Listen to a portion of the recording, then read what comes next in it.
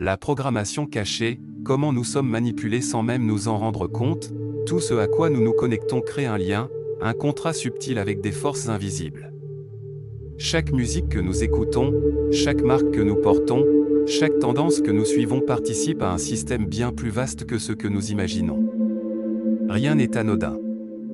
Chaque choix que nous faisons, même s'il semble anodin ou purement esthétique, a des conséquences profondes sur notre esprit, notre énergie et notre perception du monde. C'est pourquoi il est crucial d'apprendre à décrypter la programmation, à analyser et à comprendre les messages qui nous sont envoyés en permanence.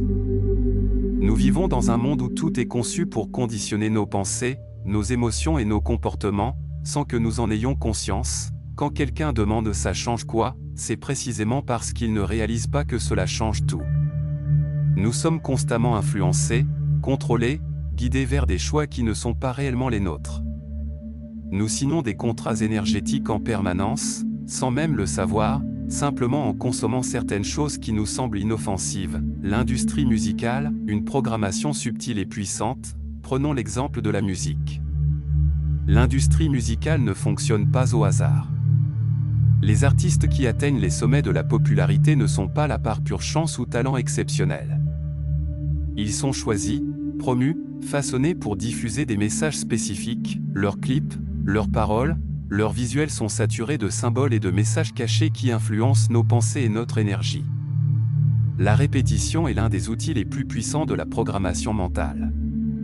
En écoutant certains morceaux en boucle, nous laissons ces messages pénétrer notre subconscient et façonner notre perception de la réalité. Les vibrations musicales ne sont pas neutres. Certains morceaux sont conçus pour éveiller des émotions négatives, induire un état de passivité ou d'agressivité, et même influencer nos comportements. On observe que les tendances musicales mises en avant par les grandes plateformes et les labels tournent souvent autour des mêmes thèmes: matérialisme, sexualisation excessive, violence, nihilisme. Ce n'est pas un hasard. Ces thèmes conditionnent notre manière de voir le monde, d'agir et de ressentir. La mode, un rituel caché en pleine rue. De la même manière, la mode n'est pas simplement une question de style ou de tendance passagère. Derrière chaque grande marque, chaque nouvelle mode, il y a une idéologie, une symbolique, un message codé. Certaines tendances vestimentaires ne sont pas juste des choix esthétiques, elles représentent des rituels en pleine rue.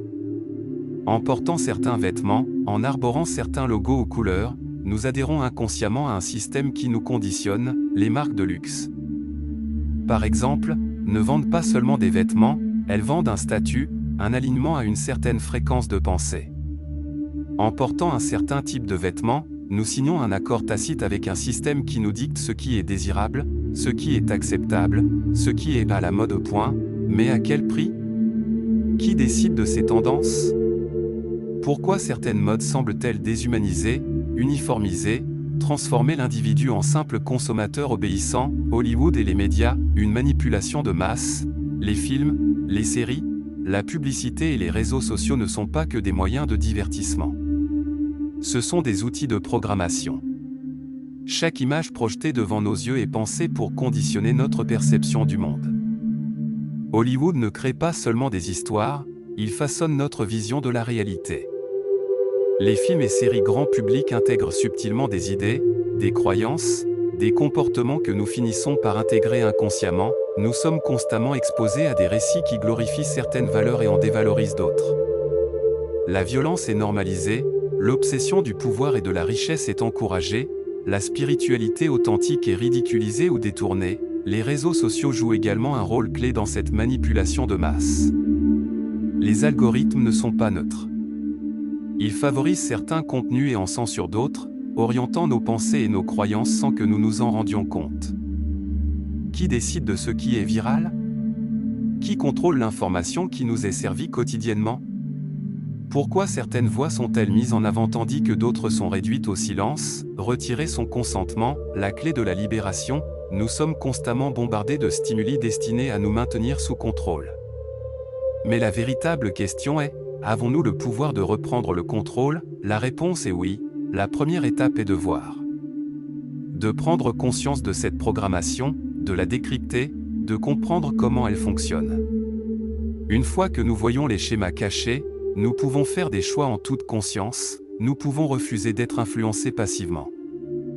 Nous pouvons choisir ce que nous consommons, ce que nous écoutons, ce que nous portons. Nous pouvons nous détacher des systèmes qui cherchent à nous conditionner et retrouver notre propre libre arbitre. C'est pour cela que See in the Dark existe, pour apprendre à voir dans le noir, à lire entre les lignes, à comprendre la programmation cachée qui façonne notre réalité. Une fois que nous voyons, nous avons le choix. Nous pouvons refuser. Nous pouvons nous réapproprier notre énergie, notre attention, notre esprit, parce que la véritable liberté commence lorsque nous retirons notre consentement.